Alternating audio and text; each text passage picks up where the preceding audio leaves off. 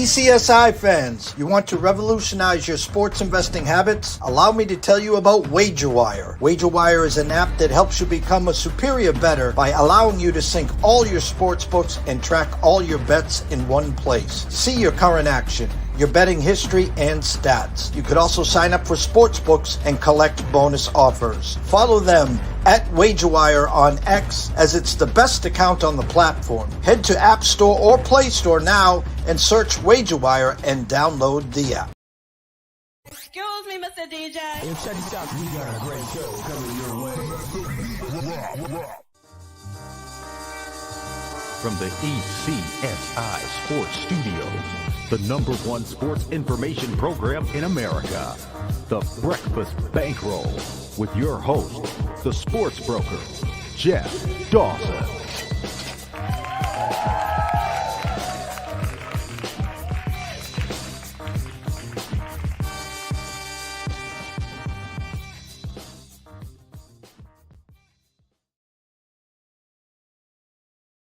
Good morning, sports fans from all around the globe. I am the host, Jeff Dawson, East Coast Sports Investors, and this is your Breakfast Bankroll for Tuesday, May 21st, 2024. We got about 10 days left in this month of May. Busy time of year. Celtics open up tonight against the Pacers, and the president is in Boston. So if you are going to the game, I suggest you leave real early, because there's going to be roadblocks everywhere, or you're smart and take the T in. I was supposed to be there. I'm not sure if we're going to be there or not, but that was the plan. Good friend Kevin, season ticket holder. It's a tradition. Game 1, Eastern Conference Final. We've been going, and we'll see what happens. Shout out to our proud sponsor and partnership, WagerWire. I got the text this morning. It seems like Travis and Zach have landed. I haven't talked to them since they left New York City on their way to Malta, but it sounds like they are back in the States. Glad to hear about that. But if you haven't downloaded this app, please head on over to Google Play. Download it. It's free. We're going to have a lot of shows moving forward on the app, on the futures, as they get close and closer to being involved in more sports books. I'm not going to let the cat out of the bag right now. They work hand in hand with Jake Paul at BetR.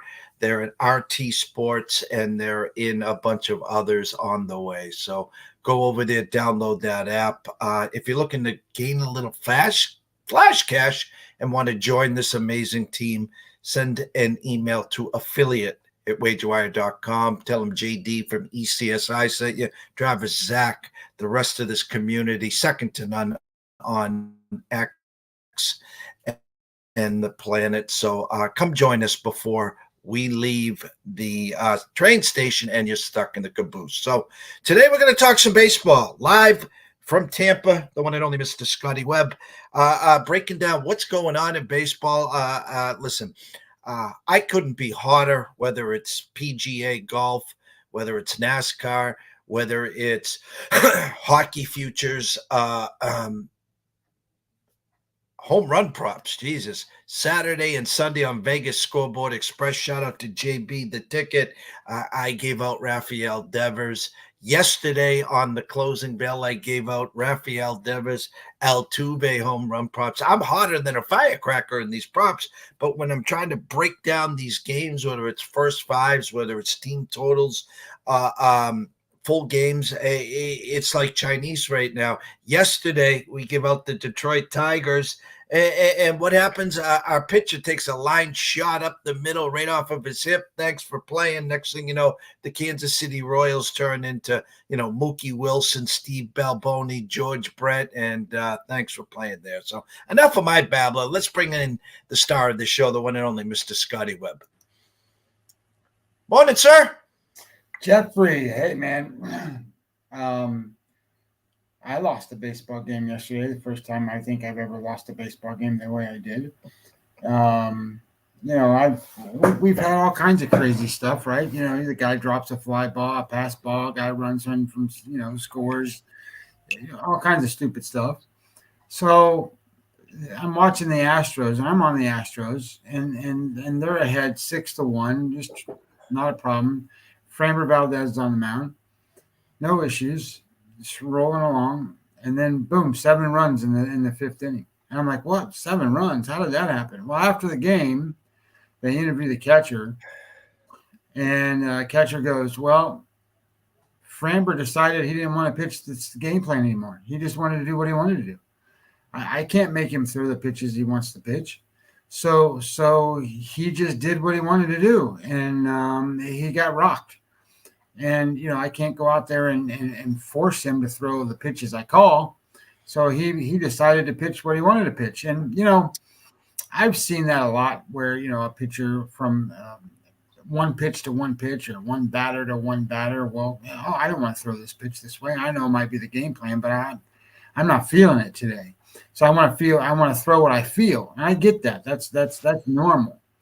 But for a pitcher to go out and risk his team losing a game because he wants to do whatever the hell he wants to do, that requires a manager to have a mound meeting. And that requires a manager to go and say, hey, let's all get on the same page here. What are we doing? Because boom, boom, boom, it's over. They scored 7 runs in a matter of bing, bing, bing, and then not only do the Astros lose their game, but I lose my bet. So I'm sure they're really pissed that I lost my bet. But the reality is that it's just baseball's baseball, and I saw a guy on Twitter today go, I had a 3-1 day going. I turned it into an 0-4 day. Well, that's the way baseball works, man. It works that way. So you can't ever get up too high. Like Sunday it's 4-0, and yesterday, Monday, 0-2. So that's the way baseball works. It's up and down. Obviously, you want to have more ups than you do downs, and over the course of a week, and then 2 weeks, and then 3 weeks, you're starting to make money. But the reality of it is that you just gotta have that, okay, well, it didn't work today kind of attitude, and kind of stick to what you're doing. Although I'm kind of excited, maybe we'll do that little tutorial we talked about today on here, and go over the spreadsheet just a little bit, and talk about how to handicap these games in maybe a different way that people haven't heard before. We've been in these lanes since January 1st, 2015. We're in our ninth year of public service. We've covered everything, and there's nothing that we haven't seen, that we haven't lived through, the good, the bad, the ugly. I talk every year about the sport of baseball, and I think it's about time that everyone hears the spiel again. And it's 162 games. It is the longest season of all sports. We start spring training in early February. Pitchers and catchers report. We have spring training games, and then we start in basically the winter of April, and our last game of the regular season goes till the last day of September. Sometime with rainouts or missed games, we might need to play a game or two in October, but the playoffs in the World Series is played through the month of October, and generally the last game of the World Series is somewhere around Halloween. And the reason I'm starting and prefacing it this way is with all the things going on in sports. Okay, right now we are in the NHL Eastern and Western Conference Finals. We are in the NBA Eastern and Western Conference Finals. The NBA Finals start June 6th. The Stanley Cup playoffs will start probably, I think, a little before June 6th. They will take us basically through mid-June, okay? Then baseball is by itself, unless you're with me and Andrew McGinnis at Wager Talk. We'll be talking Canadian Football League as well, and maybe, just maybe, potentially Dan Alexander in Premier Lacrosse, if he ever calls me back. There, I vented about that. But my point is, we get to the first week of July, Scott, and we get to the All-Star break, and this is the fallacy. This is the hilarious part. We're at the All-Star break. Kids are out of school. A lot of families are vacationing. Summer homes, cottages, Cape Cod, okay, Cape Baseball League, et cetera, et cetera, et cetera. Here's the fallacy. Well, I'm going to just wave the white flag. 6 weeks to football. I always crush them in football.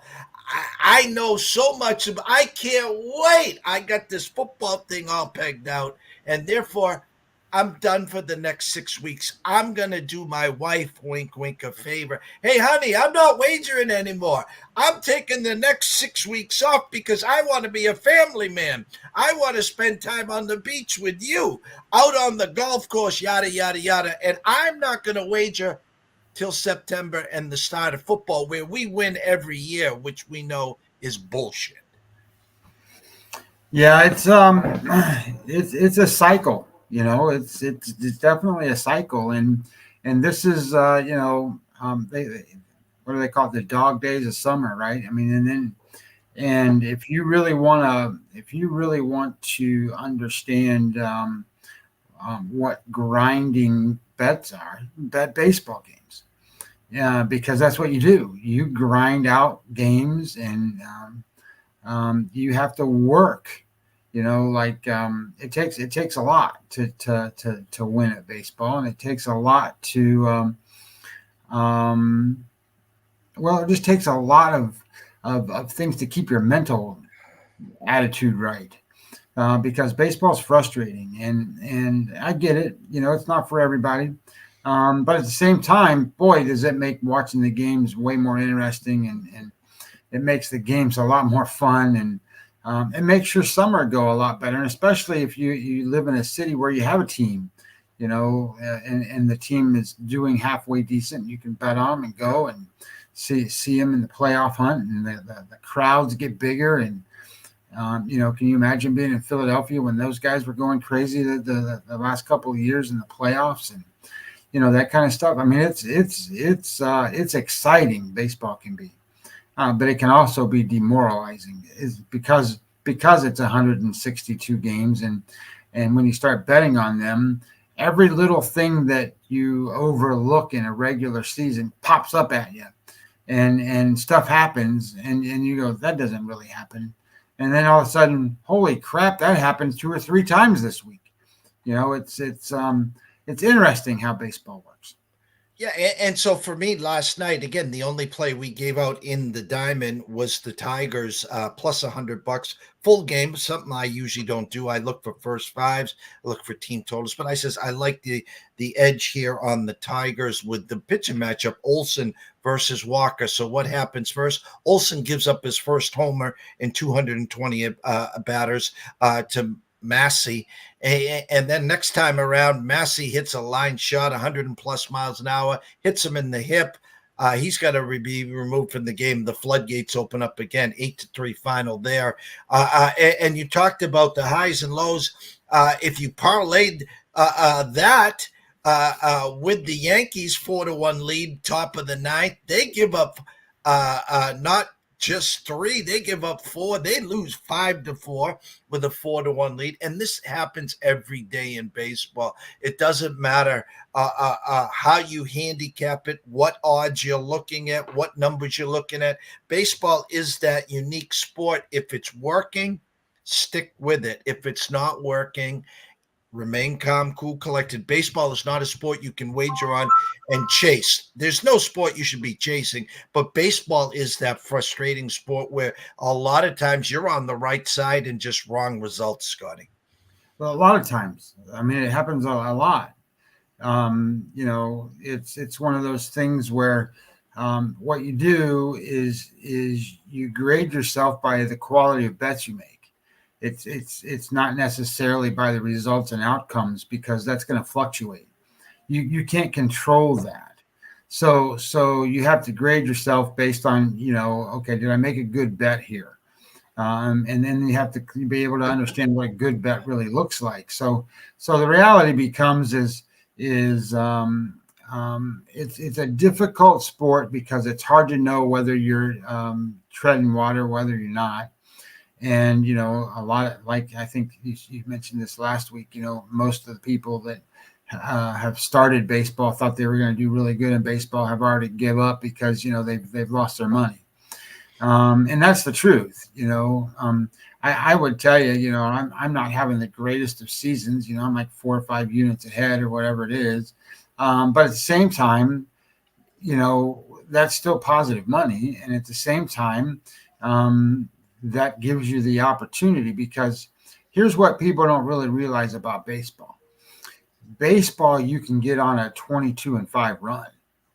And it happens. And it happens generally once every year. You get on these big runs, and that's when you make your money. So you keep playing and you keep playing until you get on your big run, and hopefully you've treaded water and you've made yourself a little bit of money up to that point. And then you make your big run, and then all of a sudden you've had a good season. And sometimes you can feel it coming.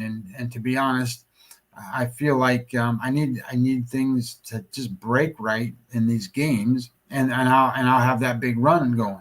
So I'm feeling pretty good about where we're at, what I'm seeing, and I'm feeling really good about how things are going, and some of the newer stuff that but based on our conversation, we talked about how baseball really works today, and then that led to a conversation about, okay, well, here's how baseball is working. How do you bet it?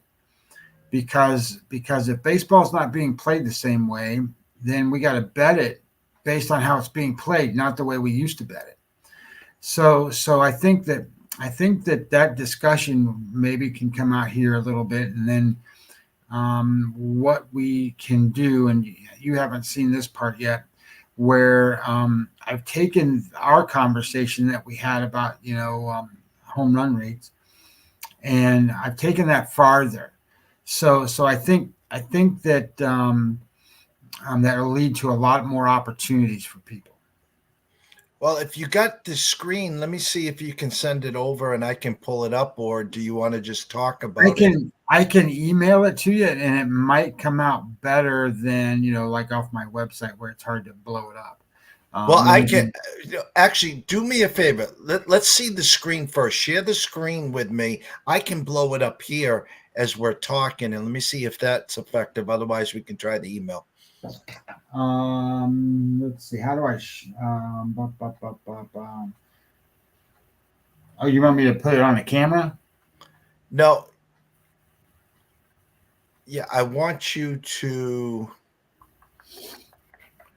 If you wanted to share the screen with me right now, you can bring it over where I hit present, and I should be. In other words, we can go to here. Right. And but how do I get it into Wager Talk, or Wager Talk? How do I get it into StreamYard? All right, send me via email. Let me see if I can do that for you. All right, hang on 1 second. We will get it to you that way and see if that will work. Whoops. Bum, bum, bum, bum, bum, bum, bum.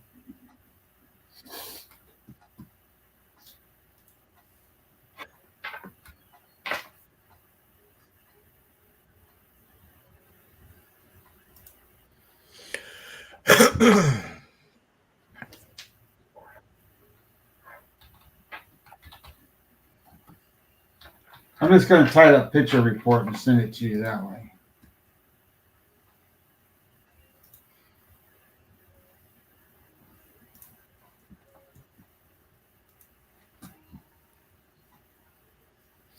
Keep your fingers crossed, people. If you're new to our station, head on over to YouTube. Subscribe. It's free to East Coast Sports Investors. Tell a friend tell a few friends, turn on the notifications. Never miss a baseball show with myself and Scott, of course.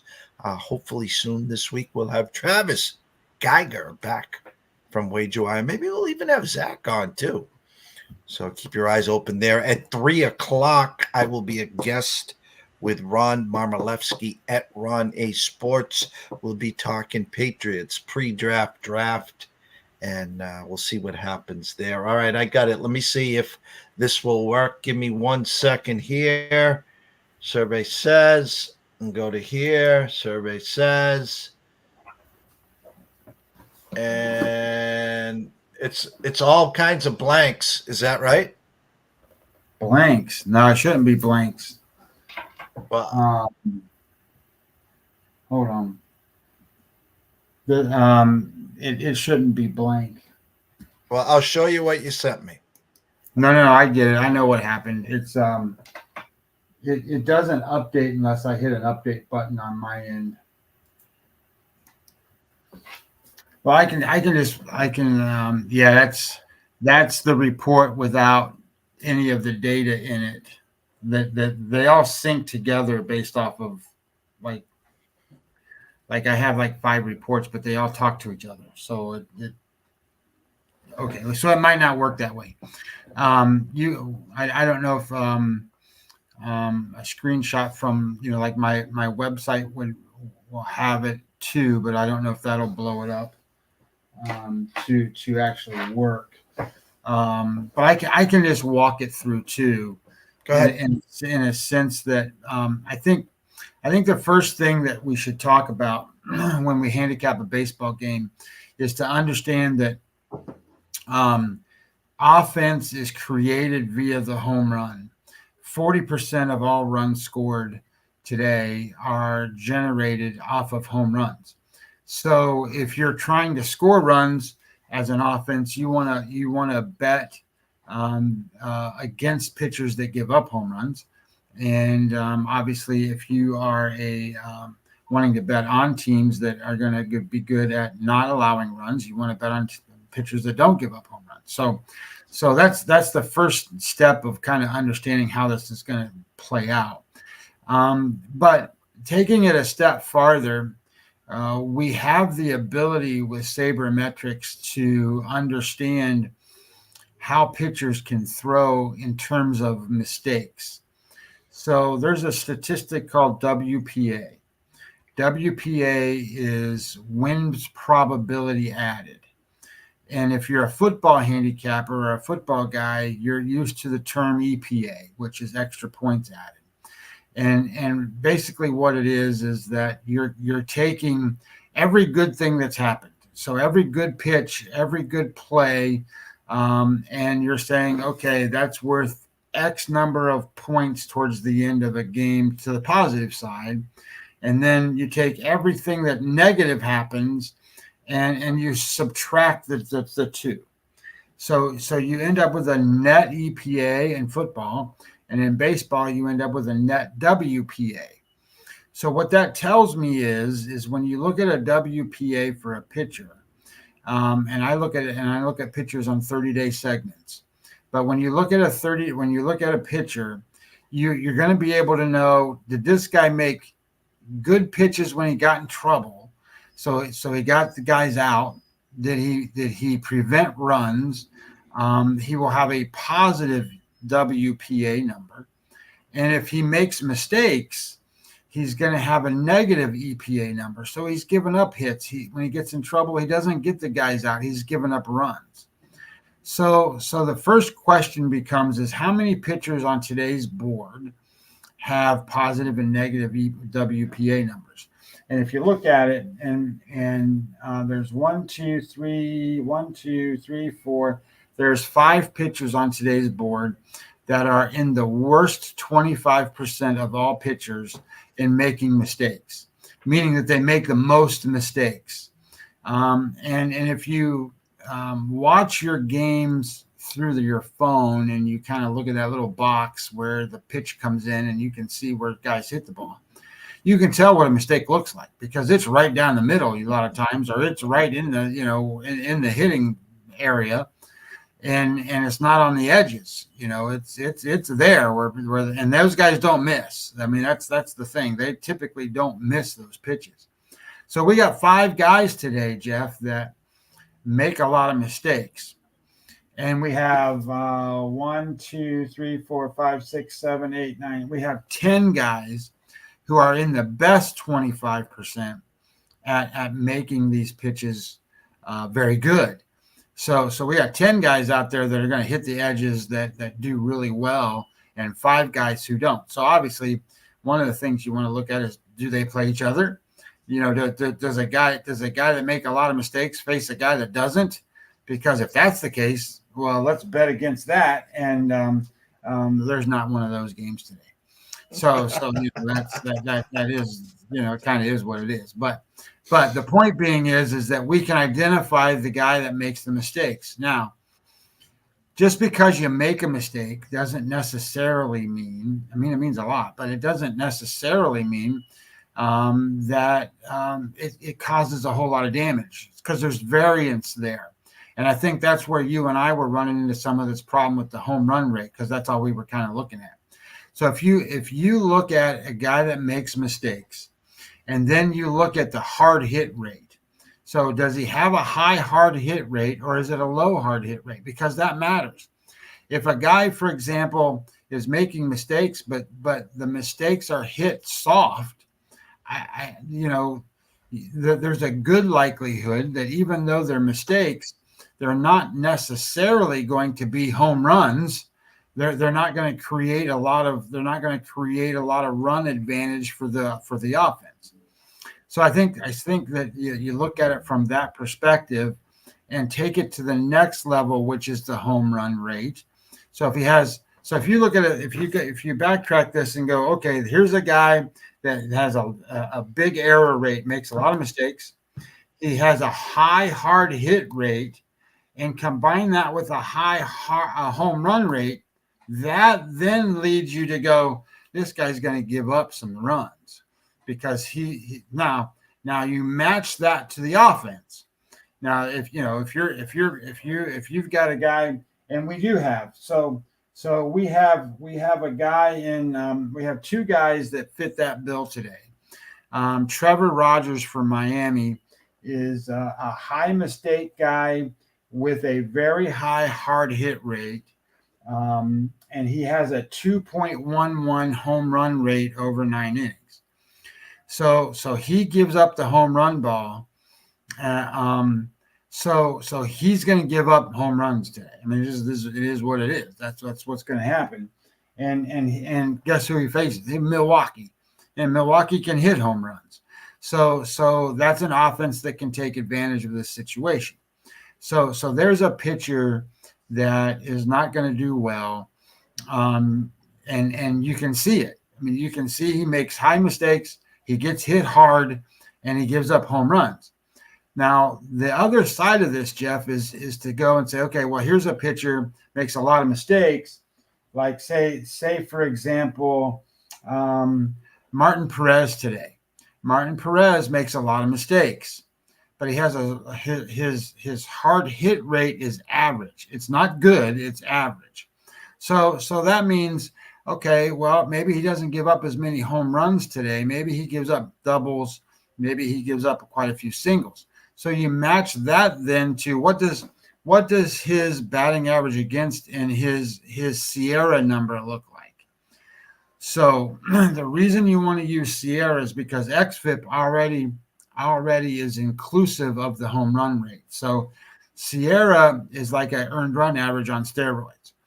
Sierra tells you the quality of the pitches that he makes and then the quality of the hits that are going against him, because where a batting average basically just says a double is worth a hit, just like anything else, Sierra doesn't look at it that way. A double is worth more, a triple is worth more, a home run is worth more, and they should be. So Sierra is a much better way to grade a pitcher. And if you look at where Perez is, his Sierra number is 4.02, which is average. Maybe a little bit high, but it's average. It's not dramatically high. Makes a lot of mistakes. He gets softer hits. He's got a high Sierra number. And then you combine that with the fact that his home run rate is 2.49. Okay, that tells me that a lot of times he might give up solo home runs.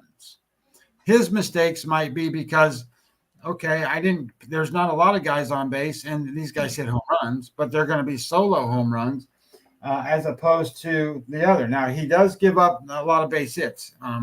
Batting average against is 339.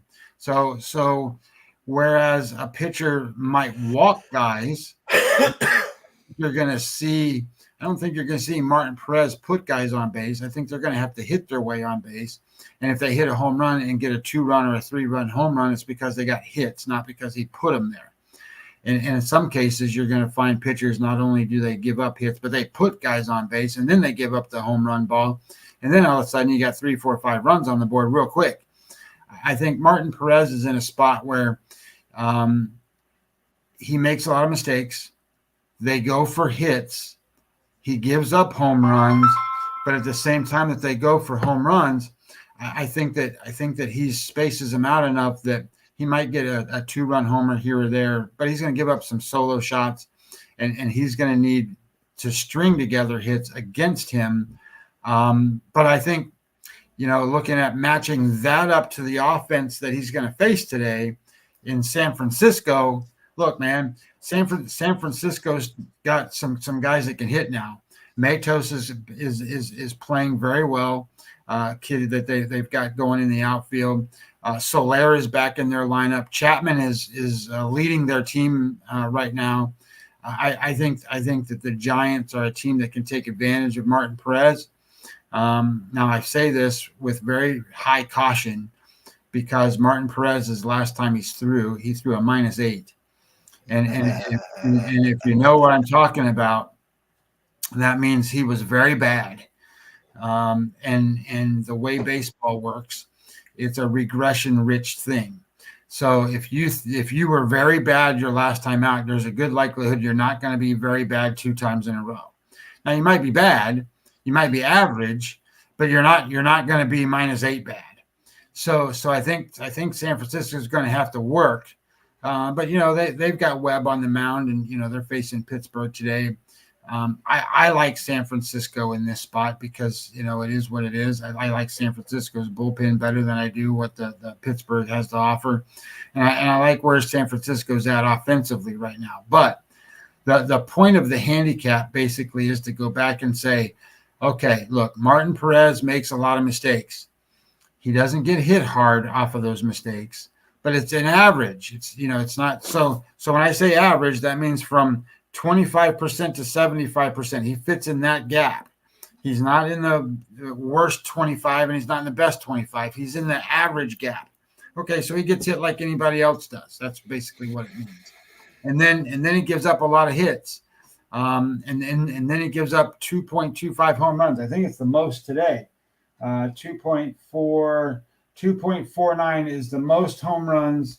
No, Carrasco gives up the most home runs, but it's pretty close. 2.49 is that's a big number, and I think San Francisco has the ability to take advantage of those things as they play out. You look at the New York Mets have Hauser pitching today. Hauser has made the most mistakes of any pitcher pitching today.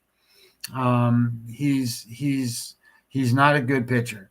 He also I'm gonna get my thing refreshed. He also gives up a lot of hits. His batting average against is 339. But his big problem, Jeff, his walk rate is 6.76 walks per 9 innings. So not only does he give up a lot of hits, he puts guys on base. If you let him pitch 9 innings, he's going to put 7 guys out there. That's not very good. So he doesn't strike anybody out either. So how do you get him out? They have to hit it to a fielder. That's not very good odds for him.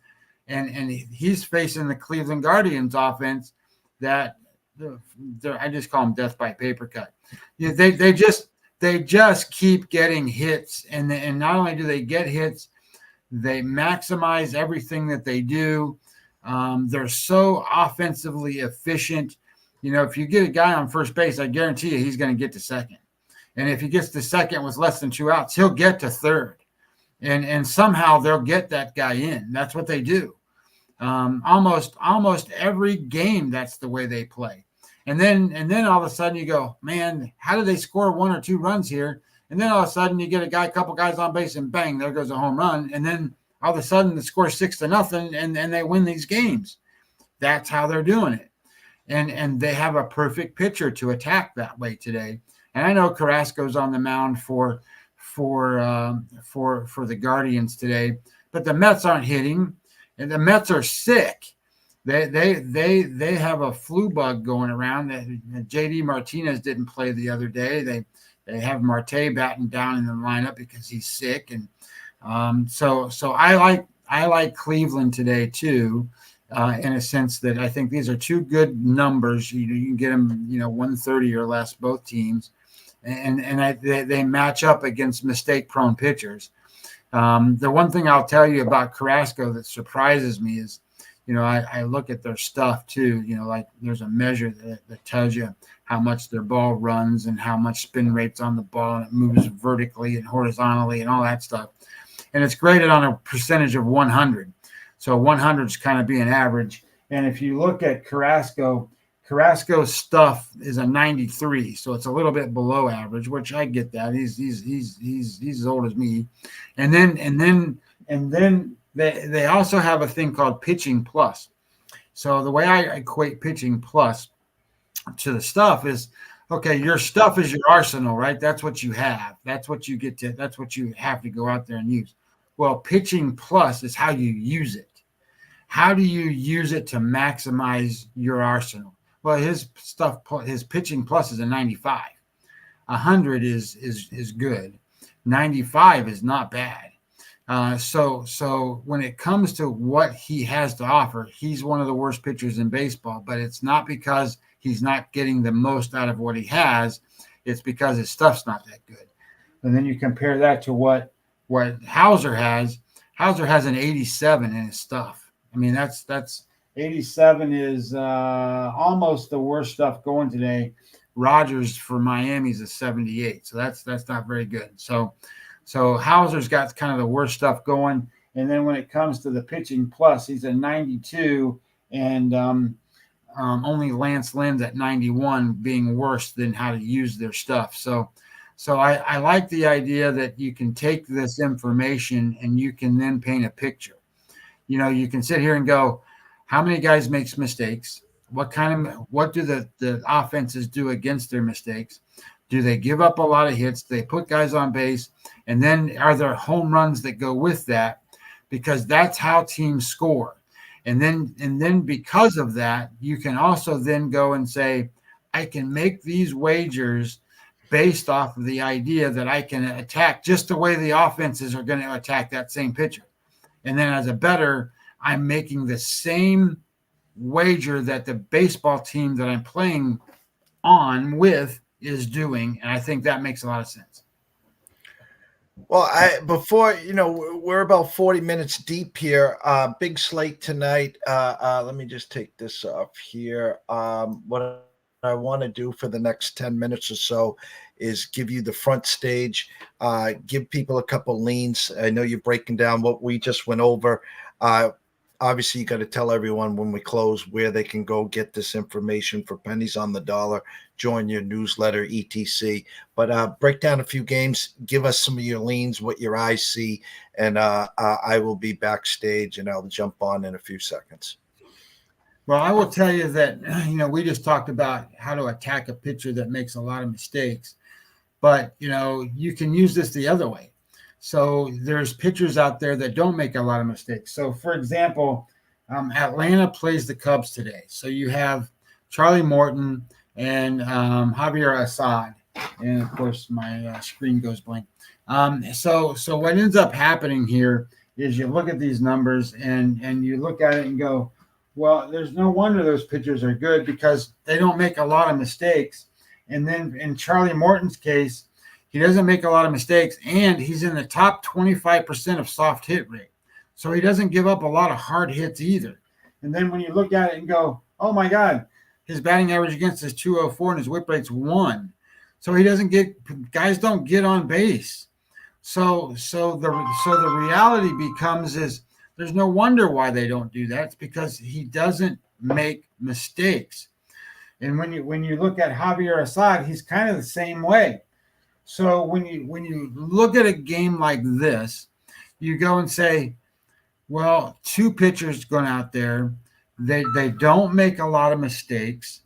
And based on not making a lot of mistakes, what do the offenses look like?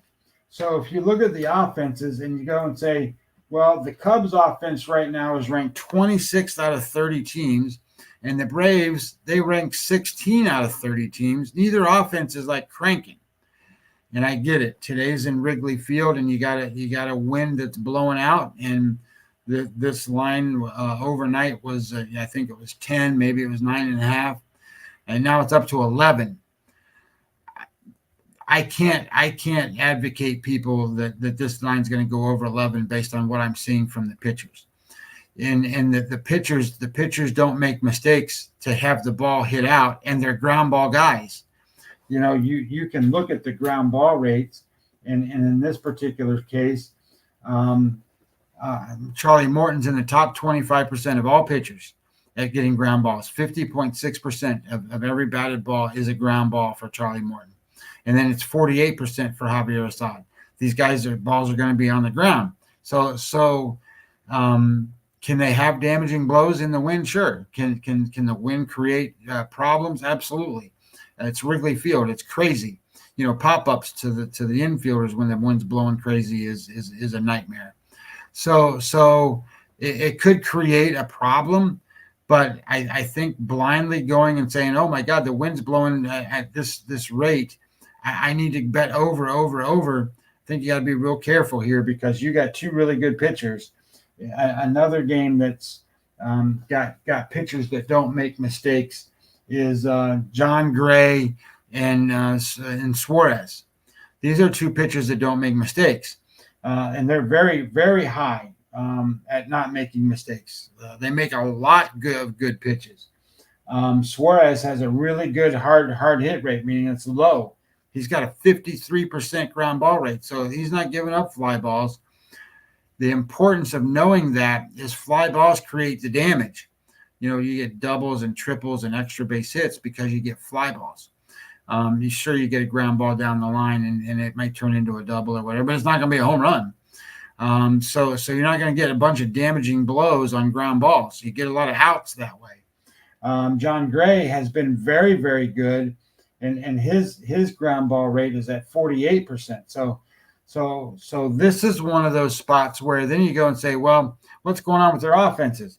Well, the Texas offense is in a spot where it is 21st in offense out of 30 teams.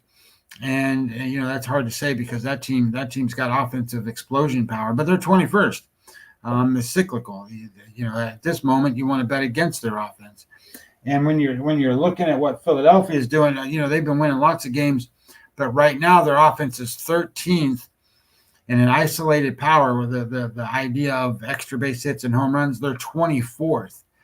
They're stringing a lot of hits together and they're getting walks to get on base.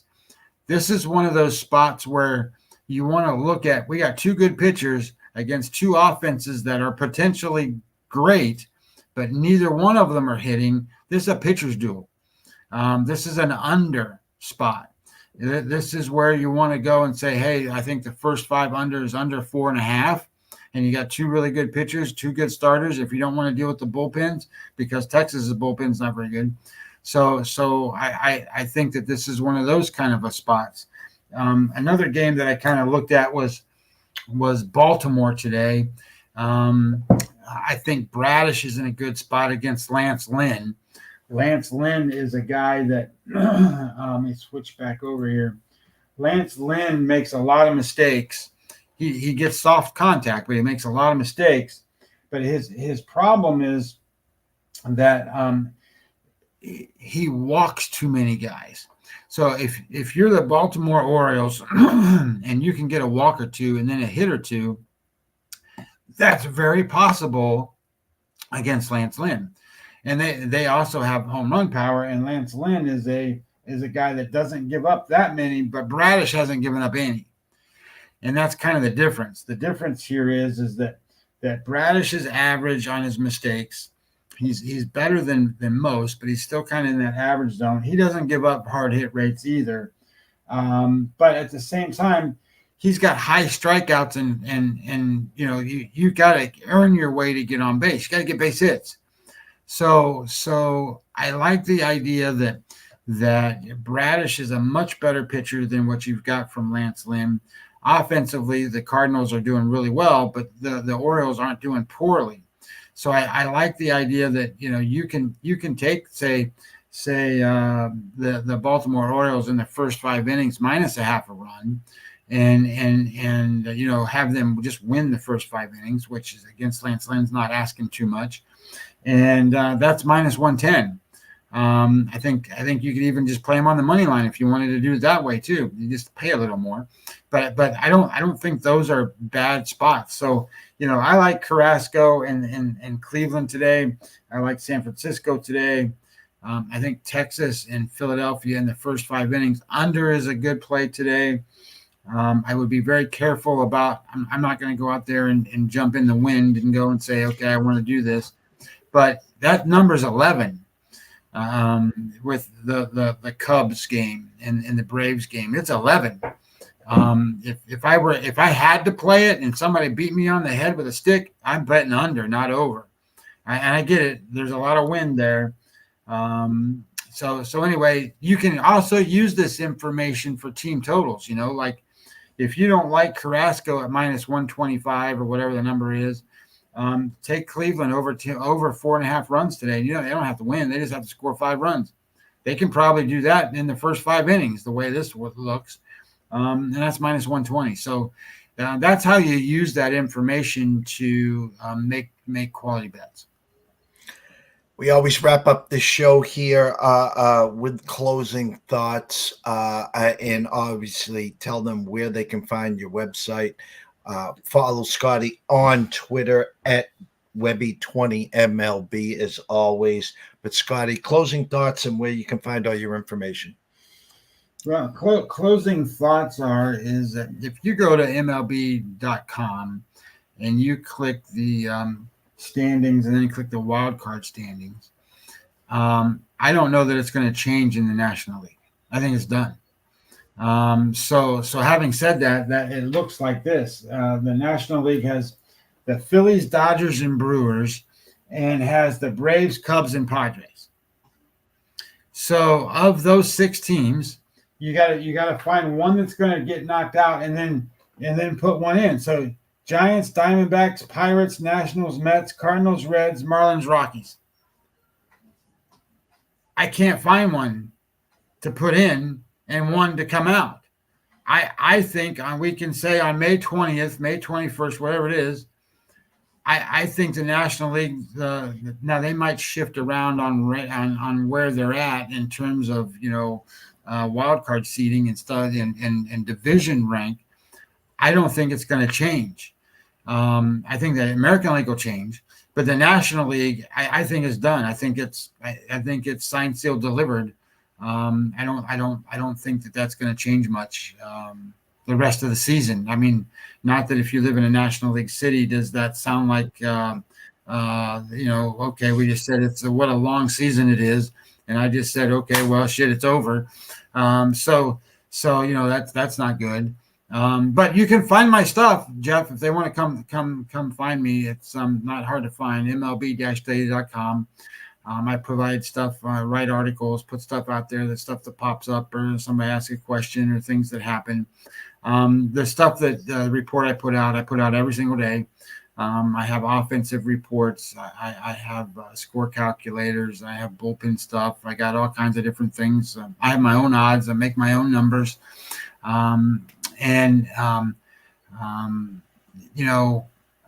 It doesn't cost much to do that stuff in terms of buying the information. It's what you do with it that's important. You can I list the plays I make, so you can follow those plays. Or the goal isn't so much that you follow my plays. The goal is to show you information that can help you with understanding what you're looking at and how baseball works, so that you can make your own plays, and then have the conversations that me and Jeff do, and go and say, well, shit, this information says this. Let's do something with it, right? Because you can learn different things based off of that. So it's really informational based, but at the same time that's informational based, you can get plays every single day. My plays are in there that I do every single day. Currently, if you were to have bought them, you would have already paid for the service for the whole season. So, I mean, it's not like I charge a whole bunch of money. It's $150, and you get everything that I have to offer. You can ask me questions. You can do whatever you want, and I'll be glad to answer. But that's at MLB-study.com. Go follow him on Twitter at Webby20MLB. Go on over to his website. Don't be afraid. He does answer questions. So if you follow him on Twitter, have a question, he'll walk you through it. So as always, Scotty, I say this every week, and I promise sooner than later, it's Memorial Day weekend. So I guarantee you, Scotty and I will be back for some more baseball talk. Well, we should say I'm probably going to start doing shows on here myself. Yes. We'll let the cat out of the bag. Scotty's going to, way back in the day when me and Scotty had a lot more hair and it wasn't as gray, Scotty worked with a couple people. Actually, this is where I gravitated to them once those people dissolved and Scotty stuck and stayed. Scotty's going to be using our platform hopefully soon, real soon. Going to come on every night.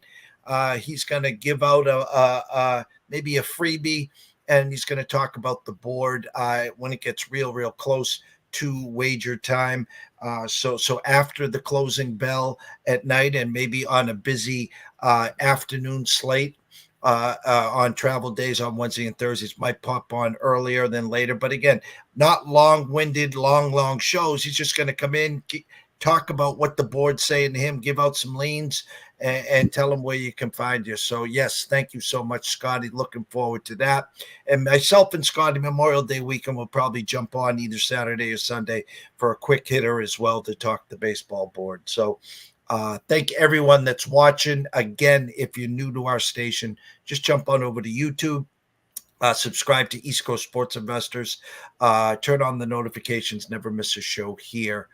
3 o'clock, I will be a guest with Ron Marmolewski at Ron A Sports, talking the New England Patriots pre-draft, after draft, and what to expect this season.